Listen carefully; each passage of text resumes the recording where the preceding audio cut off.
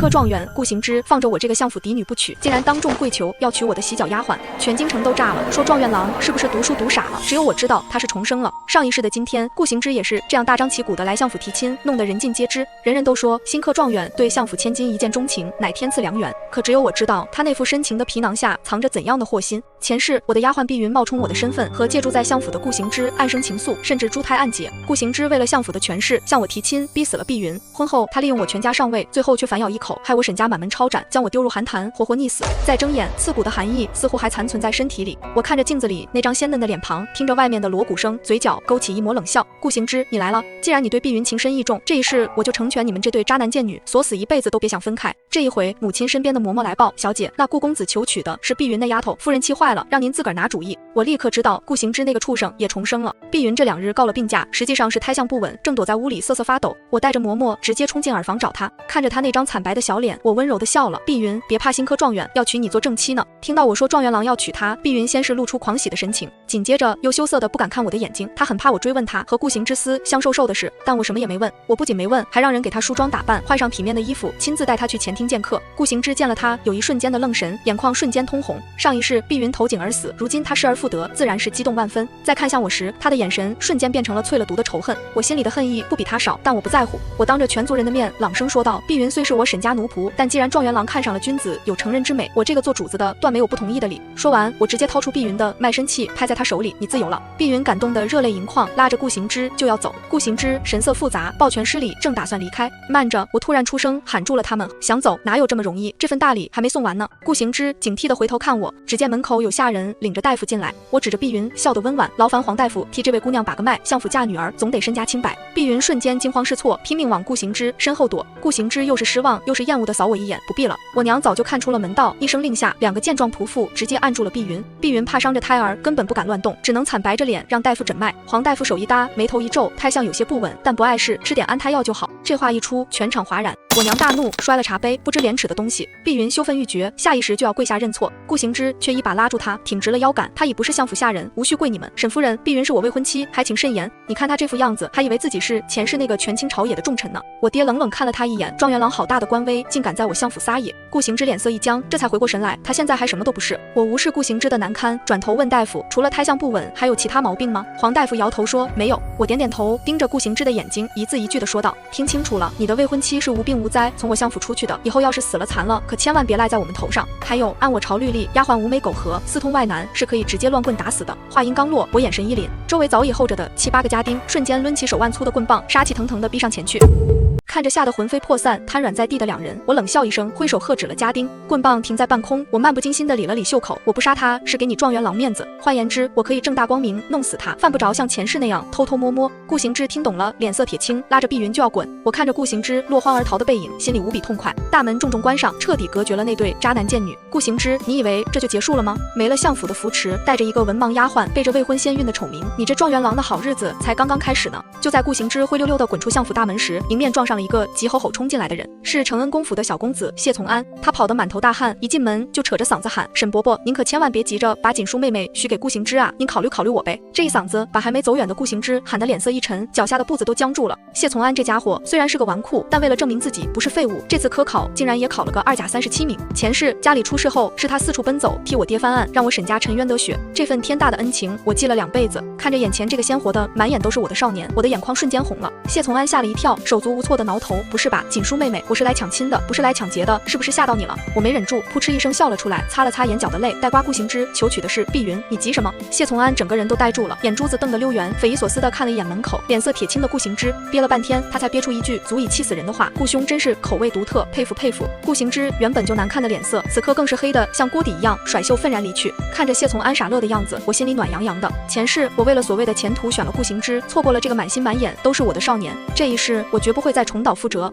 我和谢从安的婚事很快就定了下来。顾行之听到这个消息后，竟然趁我外出的时候，在半道上拦住了我的马车。他穿着那件洗得发白的天青色长衫，一脸痛心职守地看着我，仿佛我做了什么对不起他的事。他叹了口气，摆出一副高高在上的说教姿态：锦书，你这又是何必？谢从安虽是公府公子，但就是个不学无术的纨绔，并非良配。我冷眼看着他表演，他又往前走了一步，压低声音警告道：前世是你害死了碧云，你也付出了代价，我们算两清了。今生只要你不伤害碧云，安分守己，我也不会再针对沈家。你忘了我跟谢从安好好过日子，别因为嫉妒碧云再动那些歹毒的心思。听听，这说的是人话吗？明明是他背信弃义，还要把屎盆子扣在我头上，甚至觉得我嫁给谢从安是为了气他。这男人的自信心简直比城墙还厚。看着他那副穷酸却又不可一世的嘴脸，我只觉得可笑。前世他身穿蜀锦，脚蹬玉靴，靠着我相府的银子堆出了这一身气度，而现在的他一身寒酸，连个值钱的配饰都没有，却还在我面前摆谱。我撩起车帘，冷冷地盯着他的眼睛，讥讽道：顾行之，你是不是读书读傻了？一个是皇后娘娘的亲侄子，承恩公府的嫡子，一个是未婚先孕，娶个丫鬟都要租房子的穷书生，你究竟是哪来的脸，觉得我会放着珍珠不要去嫉妒你怀里的那个死鱼眼珠子？你算个什么东西，也配让我沈锦书嫉妒？被我一顿羞辱，顾行之的脸上一阵青一阵白，但他还是不死心，咬牙切齿地说：锦书，我知道你还在怨我，但碧云都跟我说了，你的那些财名都是他和别的丫鬟替你打下来的，我喜欢的从来都不是你这种骄纵又虚伪的女子，你已经做了我10年的妻，该知足了。听到这话，我差点没气笑出声，果然是眼盲心瞎。前世碧云不仅冒充我的身份，还偷偷抄袭我的诗词，甚至连我和长兄下棋的残局，他都敢说是他下的。顾行之那时候受蒙骗也就罢了，如今真相大白，他竟然还被那个文盲丫鬟牵着鼻子走，这是蠢还是坏？我收起笑容，面若寒霜地看着他，字字句句如同带血的刀子。顾行之，你说两清，我爹被斩首，我娘病死流放，途中我嫂子为保清白自尽，2个侄子一死一伤，4条人命加上我肚子里未曾出世的孩子，你竟然敢跟我说两清？他被我眼底的恨意震慑住，下意识地后退了一步。我死死盯着他，声音轻得像鬼魅：顾行之，你给我听好了，这一世我要你身败名裂，我要你求生不得，求死不能，你我之间不死不休。说完，我放下车帘，吩咐车夫撞过去。顾行之吓得连滚带爬的躲到路边，跌了一身的泥。看着他在尘土中狼狈的样子，我心里没有一丝波澜。要毁掉顾行之，光靠嘴炮是不够的，得断了他的前程。回府后，我立刻去找了我爹，我一脸忧虑的给我爹上眼药。爹，顾行之此人心机深沉，品行有爱，他求娶碧云，明明可以低调，偏要闹得满城风雨，让咱们相府差点沦为笑柄。女儿怀疑他这般行事乖张，是不是已经投靠了您的政敌，故意来恶心咱们的？我爹本来就窝着火，听我这么一说，顿时觉得有理，立刻对顾行之起了防备之心。紧接着，我又进宫去见了太子。太子是谢从安的表兄，跟我们这群世家子弟也算相熟。我在太子面前故作委屈的抱怨了几句顾行之的不识抬举。太子本就护短，一听这话，对顾行之的印象更是跌到了谷底，冷哼道：此人私德有亏，不堪大用。就这一句话，直接给顾行之的仕途判了死刑。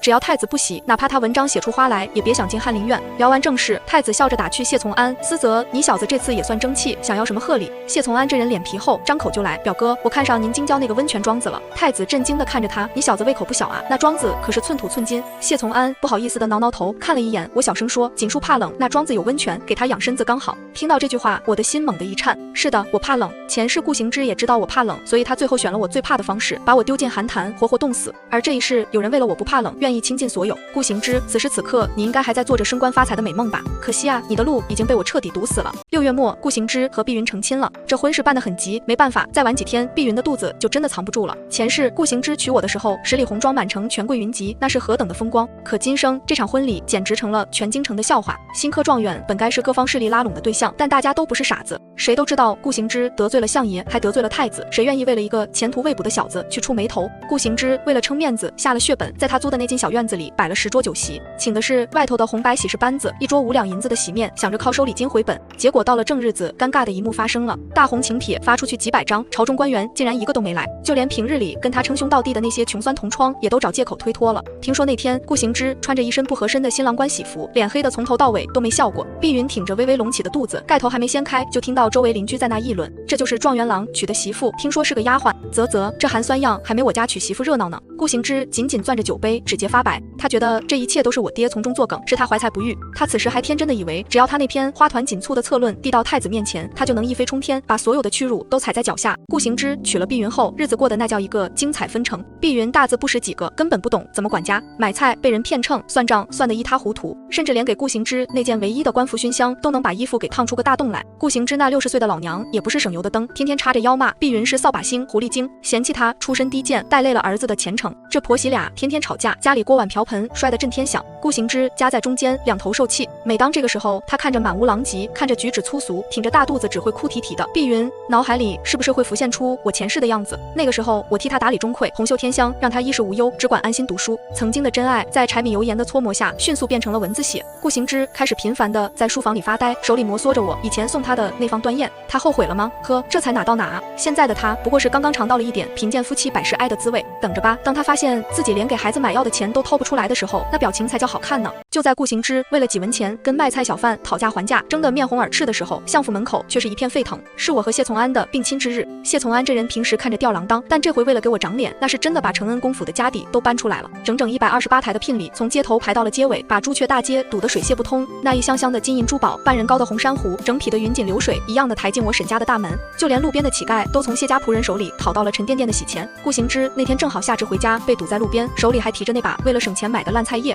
他眼睁睁看着这泼天的富贵，看着那象征着重视与尊荣的聘礼队伍，脸色阴沉的能滴出水来。周围的人都在议论，看看人家谢小公爷这手笔，这才叫求取。再看看那个顾状元，除了空口白牙还有什么？顾行之气得浑身发抖，觉得自己身为状元的尊严被踩在了脚底。回到那个破旧的出租屋，他看着碧云做的一桌子清汤寡水，直接把桌子给掀了。他到现在还固执地认为我答应谢从安这个纨绔的求亲，纯粹是为了气他，是为了报复他。他甚至在心里冷笑，沈锦书，你为了荣华富贵，宁愿嫁给一个不学无术的废物，早晚有你哭的时候。顾行之在翰林院坐冷板凳，坐的都要发霉了，没有太子赏识，没有相府提携，他这个状元郎就像个透明人。但他这种人为了往上爬，那是真的可以不要脸的。他竟然搭上了宫里的总管太监邓如胜，一个读圣贤书的状元郎，竟然跪在一个阉人脚下认了干爹。这事儿传出来，整个文官集团都炸了，纷纷骂他有辱斯文。更恶心的是，为了表忠心，他竟然许诺要把碧云肚子里生下的第一个儿子过继给邓如胜，随邓如胜姓。这是什么？这是卖子求荣啊！顾行之那老娘听到这消息，一口气没上来，直接气瘫在床上，指着他骂不孝子。可最让我意外的是，碧云这个口口声声为了爱情的女人，在听说只要把儿子送出去，顾行之就能升官发财后，竟然点头同意了。只要夫君能好，牺牲一个孩子算什么？听听多感人的爱情啊！靠着出卖亲生骨肉，顾行之终于谋了个7品的小官。他以为自己攀上了高枝，终于可以扬眉吐气了。殊不知，在太子眼里，他已经从一个私德有亏的小人，变成了一个彻头彻尾的无耻之徒。顾行之虽然名声臭了，但毕竟背后站着总管太监正武将军府老夫人的70大寿，还是给他发了张帖子。我在宴席上见到了碧云，她挺着个大肚子，穿着一身不合身的碧青色襦裙，料子粗糙的气球。最讽刺的是，她头上插的那根金步摇，还是当年她在相府做丫鬟时我赏给她的旧物。在一群光鲜亮丽的贵女中间，她就像只误入孔雀群的土鸡，局促的手脚都没处放。周围的议论声丝毫没有避讳，这就是那个嫁给状元的丫鬟，瞧那寒酸样，还没我家嬷嬷穿得好。听说她还要把儿子送给太监，真是下贱胚子配无耻小人，绝配！碧云羞愤欲死，红着眼睛冲到我面前，指着我大喊：沈锦书，是你指使他们羞辱我的，对不对？你就是嫉妒我是状元夫人。我都要被他逗笑了，慢悠悠地喝了口茶。碧云，你脑子坏了吧？我夫君是公府世子，我是相府千金，你一个7品小官的家眷，全身上下加起来还没我一块帕子值钱。我嫉妒你什么？嫉妒你穷，还是嫉妒你卖儿子？这一句话直接戳破了他那点可怜的自尊心。全场哄堂大笑。碧云脸色惨白，捂着肚子，在众人的嘲笑声中仓皇逃离。碧云没脸带下去，我也没打算放过他。我在后花园堵住了他，他警惕地看着我，你想干什么？我笑了，回走近2步，压低声音说：碧云，你有没有发现你长得和刚刚那位江柔姑娘有几分相似？江柔是镇武将军的侄女，生得貌美又有才情。碧云愣住了，我继续在她心口上扎刀子。可惜啊，江柔是天上的云，你是地上的泥。听说顾行之还没考上状元时就对江柔一见倾心，他娶你不过是因为你这双眼睛长得像他罢了。你胡说！碧云尖叫起来，浑身都在发抖。我是不是胡说？你自己回去问问顾行之啊，问问他，如果江柔肯嫁给他，他还会不会要你这个大字不识的丫鬟？我知道他不敢问，他只是个被父母卖给人牙子的丫鬟，背叛了主家，除了顾行之他一无所有。但这颗怀疑的种子我已经替他种下了。孕妇本就多疑，再加上顾行之最近确实对他冷淡至极，看着碧云失魂落魄离去的背影，我冷冷一笑，转身我却看到了站在树下的江柔。前世江柔虽然和我不对付，但在我家破人亡时却是唯一给过我善意的人，这一次我也要救他一命。前世江柔虽然总是跟我争京城第一才女的名头，和我处处不对付，但在我全家落难被顾行之折磨得奄奄一息时，却是他冒着风险偷偷给我送药，甚至在顾行之要把我扔进寒潭时奋不顾身的想要跳下来救我。那份恩情我沈锦书至死不敢忘。看着眼前这个还有些懵懂骄傲的姑娘，我心里软得一塌糊涂。我松开握着她的手，看了一眼四周，确定无人后，压低声音，用只有我们2个人能听到的声音说道：江柔，你信我一次，回去让你父亲多留意一下你大伯的动向，尤其是他和齐王私底下的往来。江柔的脸色瞬间变了，她虽然骄纵，但毕竟是江门虎女，一点就透。你是说？她惊恐地捂住了嘴。我点了点头，眼神严肃，事关你全家上百口人的性命，切记不可声张，让你父亲暗中查证即可。江柔死死地盯着我，似乎想看透我是不是在开玩笑。半晌，她郑重地点了点头，甚至连那句习惯性的回怼都忘了说，提起裙摆就匆匆往回跑。看着她慌乱的背影，我长舒了一口气。前世镇武将军因为勾结齐王谋反，导致江家满门抄斩，这一世我不仅要救我自己，也要把那些曾经给过我温暖的人从地狱里拉回来。至于顾行之，呵，没了，江家这棵大树给我乘凉，我看他还怎么往上爬。2个月后，京城出了件大事，镇武将军府竟然闹分家了。据说是因为江柔的父亲，也就是翰林院的江世讲突然发难，要和身为大将军的大哥断绝关系，甚至扬言老死不相往来。外人都说是兄弟得强，为了争家产闹得不可开交，但我听到这个消息时却是会心一笑。江柔的父亲是个聪明人，只用了短短2个月就查到了他大哥通敌的蛛丝马迹。这种时候当机立断，快刀斩乱麻才是保全妻儿老小的唯一出路。分家之后，江柔特意约我在醉仙居见面，他一改往日的傲娇，红着脸给我递过来一个精致的紫檀木盒子，里面是一套价值连城的红宝石头面，这是谢礼。他别别扭扭地说，我爹说多亏了你提醒，不然我们二房这次怕是要跟着陪葬了。我没客气，大方的收下了。从这一刻起，曾经针锋相对的死对头成了无话不谈的盟友。酒过3巡，江柔忽然压低声音吐槽道，那个顾行之最近是不是疯了？每次在街上遇见我，那眼神都黏糊糊的，恶心的我想吐。有一次他还想上来搭话，叫我柔儿，被我家护院拿着棍子给打跑了。我听了直乐，顾行之这是在太子那边碰了壁，在太监干爹那边又受了气，想走江柔父亲的路子呢。毕竟江世讲是太子面前的红人，若是能搭上江家，他或许还能翻身。可惜啊，他这如意算盘注定是要打空了。正说着话，包厢门外忽然传来一阵喧哗声，那声音耳熟得很。我和江柔对视一眼，推门一看，好家伙，冤家路窄，竟然是顾行之和谢从安在走廊上对上了。原来顾行之不知从哪打听到太子今日微服私访，在醉仙居吃饭，竟然像个无头苍蝇一样冲过来想堵门，结果被守在门口的谢从安给拦住了。谢从安抱着手臂，一脸不屑地看着他，顾行之，你当太子殿下是什么人都能见的，赶紧滚，别扰了殿下的雅兴。顾行之喝了不少酒，眼睛赤红，一身酒气，哪里还有半点状元郎的斯文？他指着谢从安的鼻子骂，谢从安，你不过是个靠家里的纨绔，凭什么拦我？我有治国之策，我要见殿下。谢从安嗤笑一声，正要让人把他插出去，一抬头看见了我，那变脸速度简直绝了，刚才还一脸凶神恶煞，瞬间变得春风拂面。锦书妹妹，你也在这儿吃饭啊？快快快，这家的烤乳鸽一绝，我这就让人给你上一份。顾行之一看到我，整个人都僵住了，紧接着他像是想通了什么，一股无名火直冲脑门，他猛地冲到我面前，面目狰狞地吼道，沈锦书，是不是你？是不是你在太子面前说了什么？我就说殿下看了我的策论，不可能不见我，一定是你这个毒妇怀恨在心，在背后诋毁我。他越说越激动，竟然扬起手就要打我，你这个贱人！看着顾行之那高高扬起的巴掌，我心里没有一丝慌张，反而极其冷静。我知道以谢从安的身手，顾行之这一巴掌绝对落不到我脸上，但我怎么能放过这个绝佳的机会呢？就在顾行之的手挥下来的瞬间，我没有躲，反而还故意往前凑了一步，然后顺势惨叫一声啊，杀人了！紧接着我身子一歪，整个人直接从2楼的楼梯上滚了下去。锦书、谢从安撕心裂肺的吼声响彻整个9楼，我滚落到底，额头重重的磕在台阶上，鲜血瞬间涌了出来，流得满脸都是，看着触目惊心。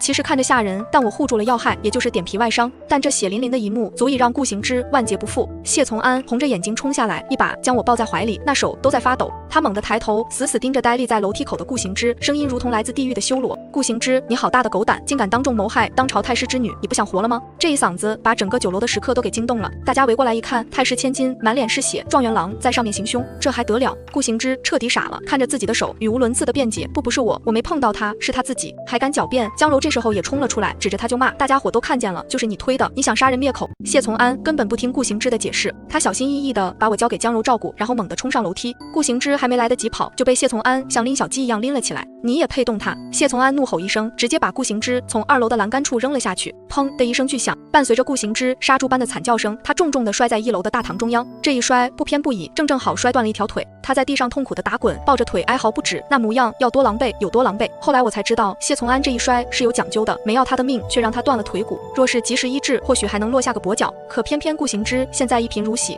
他的俸禄早就被用来疏通关系了。碧云又是个没积蓄的，家里连请个好大夫的钱都拿不出来，他只能找了个江湖郎中草草接骨，结果骨头长歪了，彻底成了个瘸子。而且断掉的不止顾行之的腿，还有他的青云梦。顾行之虽然没死，他在9楼当众行凶，意图谋害太师之女的恶行，那是板上钉钉。我爹在狱前哭的那叫一个声泪俱下，一把鼻涕一把泪的控诉顾行之的恶行。承恩公府紧随其后施压，再加上江柔父亲的助攻，好几个御史闻风而动，联名弹劾。面对铁证如山，太子只冷冷地评价了一句，此子品行恶劣，实在不堪天子门生。这一句话直接给顾行之定性了。皇上大笔一挥，下旨革除顾行之的状元功名，连同那个好不容易求来的7品官职一并撸了个干干净净。就这样，顾行之成了本朝建国以来第1位被革除功名的状元郎，这也算是另辟蹊径，让自己名留青史了。听说圣旨下的那天，顾行之正躺在破旧的出租屋里，疼得死去活来。接完旨，他一口血喷了出来，彻底崩溃了。他寒窗苦读10载，费尽心机钻营，甚至不惜出卖亲生骨肉换来的前程，就像是泡沫一样，啵的一声全碎了。现在的顾行之要钱没钱，要权没权，还要名没名。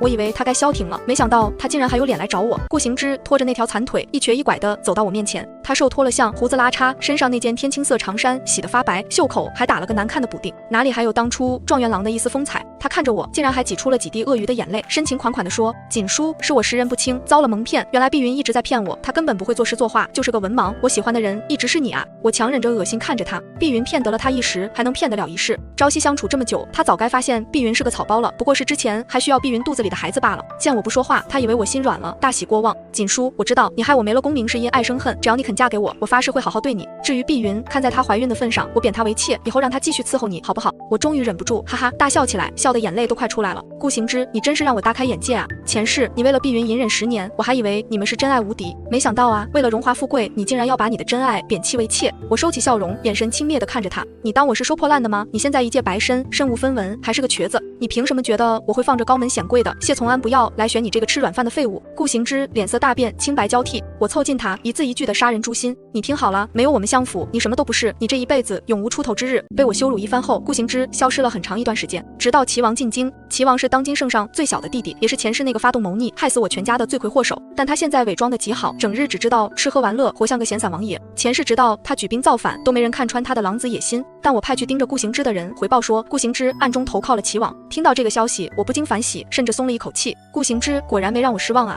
已经尝过权力滋味的他，怎么可能甘心做一个平头百姓？既然得不到太子的赏识，他自然要去抱齐王的大腿。毕竟他是重生的，他知道10年后齐王会造反，而且差点就攻入了皇城。前世是他顾行之在关键时刻反水，出卖了齐王，才换来了从龙之功。这一世，他自信满满的认为，只要他全心全意辅佐齐王，帮齐王避开雷坑，齐王一定能登上帝位。到时候他就是开国功臣，一人之下，万人之上。顾行之啊，顾行之，你真的太自信了！你以为你是未卜先知的诸葛亮，殊不知你正一步步走进我为你精心编织的猎网里。既然你想造反，那我就成全你。这一次，我要让你和齐王一起下地狱。顾行之投靠齐王后的第一件事，就是想把我沈家拉下水。正月里，齐王打着给太后拜年的旗号，开始频繁走动朝臣。他特意让人给我爹送来了一幅古画，前朝名家王冠谦的《江山图》。我爹爱画成痴，刚想收下就被我拦住了。前世就是这幅画成了我爹通敌叛国的铁证。那画轴是空的，里面藏着一封齐王收买我爹的密信，那是顾行之趁乱偷偷塞进去的。画是真的，信是伪造的，但我爹百口莫辩，最后落得个满门抄斩的下场。这一世我早就给我爹打了预防针，告诉他我做的那个噩梦。我爹虽然半信半疑，但为了保险起见，他不仅断然拒绝了齐王的示好，甚至做了一件更绝的事。趁着宫里赐宴，我爹把家里收藏的以及以前别人送的古画当场拍卖给了其他几位大臣，然后把得来的几万两白银一分不剩全部捐给了边疆战士。这一手操作直接把皇上感动坏了，当朝大赞我爹高风亮节，一心为民，乃是百官表率。齐王送的那幅画送不出去，反倒惹得一身骚，只能尴尬的收回去。躲在暗处的顾行之看到这一幕，不仅没慌，反而露出了一丝阴冷的笑。在他看来，撇清关系有什么用？等齐王的大军杀进京城，这天下改了姓，清算一个相府，还不是捏死一只蚂蚁那么简单？顾行之，你还是太天真了。正月里的京城热闹非凡，可顾行之的家里却冷得像冰窖。碧云生了，是个大胖小子，可这孩子连亲娘的一口奶都没喝上，刚一落地就被顾行之无情地夺走，连夜送到了太监邓如胜的府上。他用自己的亲生骨肉换回了几百两赏银，还在邓家的铺子里谋了个掌柜的差事。碧云哭得撕心裂肺，跪在地上求他，可顾行之只冷冷地踹了他一脚，哭什么？儿子是去享福的，咱们现在有了钱，你该高兴才是。刚出月子，碧云就被逼着去给人洗衣服赚钱。我在街角碰到他的时候，差点没认出来。寒冬腊月，大雪纷飞，他穿着单薄的粗布衣裳，蹲在冰冷的河水边搓洗衣服。那10根手指冻得红肿溃烂，像胡萝卜一样，全是冻疮，整个人瘦脱了相，脸色枯黄，眼神麻木，哪里还像个刚生产完的少妇？哪怕是当初在我身边当粗使丫鬟，也没受过这种罪啊！看见我，他吓得缩成一团，以为我要羞辱他，我却没有，反而让人给他披了一件厚披风，带他去了京城最贵的酒楼醉仙居。看着满桌的珍酒美味，他狼吞虎咽，吃到最后却伏在桌子上呜呜地哭了起来。小姐，我后悔了，我真的后悔了。他哭得浑身颤抖，我不该冒充你，我不该肖想不属于我的富贵，我的儿子没了，我什么都没了。我静静地看着他，刚想说话，隔壁包厢忽然传来了一阵推杯换盏的喧哗声，那声音太过熟悉，碧云的哭声戛然而止，他猛地抬起头，死死盯着那面墙壁，那是顾行之的声音。这醉仙居的隔音其实不错，但我特意让人在墙上动了点手脚，哪怕是窃窃私语，这边也能听得一清二楚。只听隔壁有人猥琐地笑着问，顾兄，这次随齐王去安阳，路途遥远，嫂夫人也一同去吗？顾行之喝高了，声音里透着一股让人作呕的炫耀。带他做什么？那个黄脸婆带出去都丢我的人，留他在京城照顾我，那个瘫痪的老娘便是。那人又笑，嫂夫人的容貌身段其实还是不错的，听说王爷身边的副将。顾行之打断了他，语气轻浮，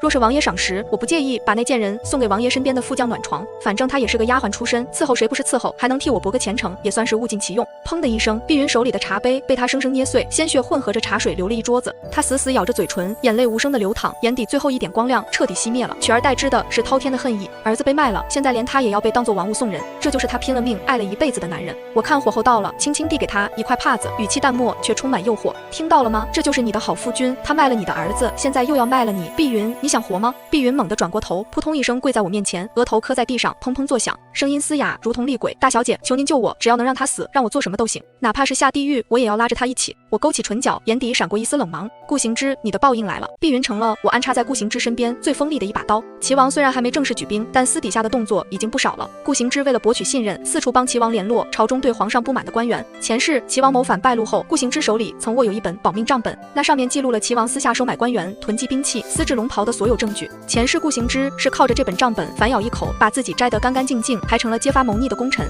这一世这本账本还没出现，但这并不妨碍我帮他造一本出来。凭着前世的记忆，我花了一整夜的时间默写出了一本真假参半的账册，里面的官员名单、受贿金额，甚至是齐王私兵的驻扎地都写得七七八八。然后我把这本足以诛灭9族的催命符交到了碧云手里。顾行之这次去安阳肯定不会带上你，他在京城的书房里有个暗格，临走前你务必把这东西放进去。碧云颤抖着手接过账本，眼神却异常坚定。小姐放心，他在家里藏东西的地方只有我知道，这一次我要让他万劫不复。顾行之做梦也想不到，他最看不起、最嫌弃的枕边人正在亲手给他掘坟墓。他以为碧云蠢笨如猪，根本不设防，殊不知最毒妇人心，尤其是被伤透了心的女人。为了能尽快成为齐王的心腹，顾行之真的是疯了，他竟然给齐王献了一条绝户计。齐王的生母穆太妃一直住在宫里，深受皇上敬重。顾行之对齐王说，王爷若想成大事，必先乱其心。穆太妃身子骨硬朗，若是突然暴毙，皇上定会背上不孝或克母的骂名，届时王爷便可打着清君侧查真相的旗号起兵。这简直是丧尽天良。穆太妃那是齐王的亲娘啊，可齐王那个畜生为了皇位竟然同意了。顾行之自以为聪明，做得神不知鬼不觉，特意找了江湖术士配了一种慢性毒药，可他不知道那个江湖术士早就是我的人了。我让人把那慢性毒药换成了发作极快的剧毒，并且还特意留下了顾行之购买药材与术士往来的书信证据。碧云在家里也没闲着，他假意为了顾行之的前程拿出了自己所有的私房钱给他做盘缠，感动的顾行之把那书房的钥匙都交给了他保管。夫君，你放心去吧，家里有我呢。碧云笑得温柔贤惠，转头就把那封顾行之写给齐王的献毒计密信，连同我伪造的那本账册一起锁进了顾行之最隐秘的暗格里。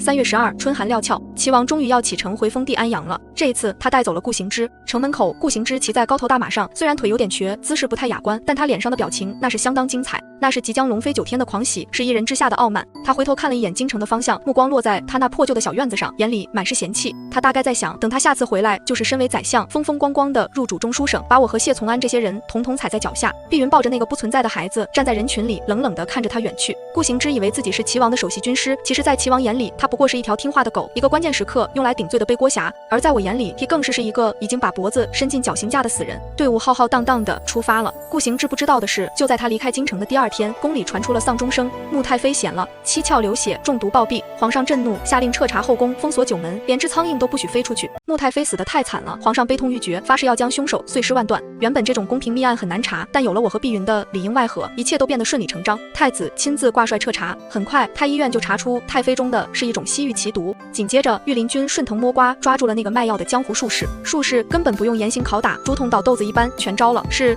顾行之买的药，他还写了信给我，证据确凿。太子立刻带兵包围了顾行之的家。碧云抱着那个所谓的账册盒子，一脸惊恐的被带到了太子面前，他演技爆发，哭得梨花带雨。殿下，民妇什么都不知道啊，夫君走的时候只留下了这个盒子，说是关乎身家性命的宝贝，让民妇拼死也要守住。太子打开盒子一看，脸色瞬间变了，里面不仅有那本记录了齐王谋反铁证的账册，还有顾行之亲笔写给齐王的毒杀太妃计。好一个顾行之，好一个齐王！太子气得浑身发抖，为了皇位竟然弑母，简直禽兽不如。有了这本账册和书信，齐王的谋反罪名彻底坐实，连一丝狡辩的机会都没有。原本齐王还想回到安阳再起兵，打皇上一个措手不及，现在好了，皇上的圣旨比他的马蹄还快。顾行之还在半路上做着宰相，梦呢，太子的追兵就已经带着尚方宝剑，杀气腾腾的赶到了。顾行之还在半路上做着从龙之宫的美梦，太子的人就已经到了。那本由碧云交上去的账册成了齐王的催命符，上面详细记录了齐王和各地官员的人情往来，数额之大，触目惊心。太子拿到账册后，不仅立刻控制了涉事的正武将军，更是一刻都没耽误，派人快马加鞭，日夜兼程，赶往齐王的封地安阳。就在齐王和顾行之还在路上晃悠的时候，太子的先锋军已经查抄了安王府。这一查，果然搜出了齐王私制的龙袍，还有暗中囤积的大量兵器。这下子谋逆造反的证据确凿，板上钉钉。齐王一行人还没走到安阳地界，就在峡谷中被太子的大军团团包围。顾行之当时还在马车里跟齐王献计，听到外面的喊杀声，整个人都懵了。他引以为傲的先知，他赖以生存的筹码全都没了。齐王见大势已去，拔剑就要自刎，被御林军当场拿下。而顾行之这个本来想做一人之下万人之上的宰相，此刻却像一条死狗一样，被士兵从从马车里拖了出来，重重地摔在泥地里。他那个一人之下的美梦才刚刚萌芽，就被我无情地掐断了。顾行之，你太自信了，你以为你是重生者就能掌控一切？我是没有你造反的证据，但我可以栽赃啊！顾行之斩首的前夜，我提着一壶酒去了天牢。此时的他披头散发，满身污垢，早已没了人样。他迷茫地靠在湿冷的墙壁上，一下又一下地撞着头，嘴里不停地喃喃自语：不对，不对，哪里出错了？明明不应该是这样的。我是宰相命，我是宰相命啊！看到我进来，他也没什么反应，只是自嘲地呵了一声，眼神空洞。沈锦书，你是来看我笑话的吗？如今我这副模样，你满意了？我蹲下身，隔着栅栏看着他，平静地说：我是来让你死个明白的。顾行之猛地抬起头，死死盯着我。我笑了笑，凑近他耳边轻声说道：你是不是还在想那本账册怎么会出现在太子手里？实话告诉你吧，根本没有什么账册，那上面写的每一个字，每一笔账都是我伪造的，而把它放进你暗格里，亲手把你送上断头台的，正是你最看不起的枕边人碧云。顾行之如遭雷击，眼珠子都要瞪出来了，他疯狂地摇头：不可能，那账册明明是10年后才，是你伪造的，还有那个贱人碧云，那个贱人竟敢背叛我！看着他崩溃的样子，我心里无比痛快。顾行之在牢里发了疯一样的嘶吼，抓着栏杆拼命摇晃。我要杀了碧云，那个贱人，我对他那么好，不休妻还留他做妾，他凭什么背叛我？叫他来见我，我要当面问清楚。我站起身，居高临下的看着他，冷冷的打破了他最后的幻想。他恐怕来不了了，因为揭发有功，太子免了他的死罪。他早就拿着当初我给他的赏钱，嫁给了一个外地的富商，远走高飞了。顾行之呆住了，嘴唇哆嗦着说不出话来。我继续补刀：哦，对了，还有你那个60岁的老母亲，听说你谋反被抓，还要被诛9族，他老人家受不了这个刺激，当场就气绝身亡了，都不用等到满门抄斩，直接就被你这个孝子给气死了。顾行之双腿一软，瘫坐在地上，两行浊泪滚滚而下。娘，是我害了娘，别急着哭啊，我最后给了他致命一击，还有你的好干爹邓如胜，为了自保，他可是第一个跳出来指证你的，说一切都是你蛊惑齐王，他也是受害者。你看，众叛亲离，家破人亡。顾行之，这就是你汲汲营营2辈子换来的下场。顾行之彻底崩溃了，他趴在地上，发出野兽般绝望的哀嚎，指甲在青石板上抓出一道道血痕。而我转身走出了天牢，外面的阳光真好啊！行刑那天，菜市口被围得水泄不通，百姓们群情激愤，手里的烂菜叶、臭鸡蛋像雨点一样砸向囚车里的顾行之，打死这个反贼，卖国求荣东西。顾行之跪在刑台上，蓬头垢面，那条残腿扭曲的摆在一边，他努力睁开被鲜血糊住的眼睛，似乎在人群中寻找着什么。他在找谁？是找那个背叛他的碧云，还是找早已气死的老娘？最后他的目光落在了人群中的我身上，我就站在那里，穿着一身鲜亮的红衣，那是前世我死时穿的颜色，也是今生庆祝他死亡的颜色。他看着我，嘴唇动了动，似乎想说什么，但终究发不出声音。他的眼里有悔恨，有不甘，也有一丝解脱。53刻已到，监斩官一声令下，鬼头刀高高举起，寒光一闪，咔嚓一声，那颗装满算计和野心的头颅滚落在了尘埃里，鲜血染红了地面，周围爆发出一阵欢呼声。我站在喧嚣的人群中，看着那具无头的尸体，长长的吐出了一口浊气。前世的寒潭冰冷刺骨，今生的阳光温暖和煦。顾行之欠我的4条人命，你终于还清了，我也终于可以彻底释怀了。顾行之死后半年，10里红妆，我嫁给了谢从安。那天整个京城都轰动了，比当年顾行之那个寒酸的婚礼热闹了不知多少倍。谢从安骑着高头大马，笑得像个傻子，一路发喜糖发到了相府门口。洞房花烛夜，红烛摇曳。谢从安喝了点酒，脸颊微红，挑开我的盖头，眼睛亮晶晶地看着我。他忽然握住我的手，有些紧张地问了一个傻问题：锦书，假如，我是说假如啊，假如当年顾行之没有求娶碧云，而是真心求娶你，你会答应他吗？我看着眼前这个满心满眼都是我的男人，前世是他为我奔走翻案，今生是他护我周全，给我温暖。我脸不红心不跳地撒了个谎，当然不会。谢从安眼睛一亮，真的。我伸手环住他的脖子，笑着说，真的，他那种人样样不如你，更何况我知道某个呆瓜从小就喜欢我。谢从安害羞地挠挠头，哎呀，那你怎么从来没跟我提过？我凑上去吻住了他的唇，堵住了他剩下的话，因为我的爱是从这一世才真正开始的呀。红烛燃尽，长夜未央，前世的噩梦终于消散，今生有良人相伴左右，不再有算计，不再有背叛，只有稳稳的幸福，这才是属于我沈锦书的真正的人生。